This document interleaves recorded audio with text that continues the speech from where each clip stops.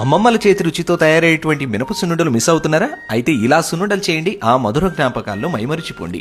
దీనికోసం అరకిలో పొట్టు తీయనటువంటి మినుముల్ని వేసి కేవలం లో ఫ్లేమ్ మీద మాత్రమే గింజ లోపలి దాకా వేపుకోవాలి. సున్నుండల్లో ఇది అతి ముఖ్యమైన స్టెప్. సుమారుగా 25 నుంచి 30 నిమిషాల సమయం పడుతుంది.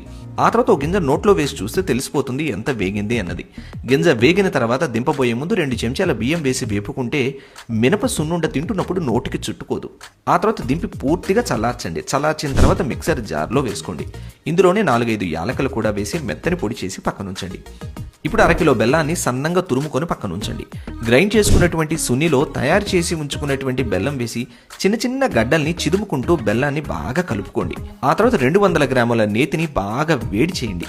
వేడెక్కినటువంటి నెయ్యిలో సగం పోసి సున్నిని బాగా రుద్ది కలపండి. ఆ తర్వాత మిగిలిన నెయ్యి కూడా పోసేసి బాగా కలపండి.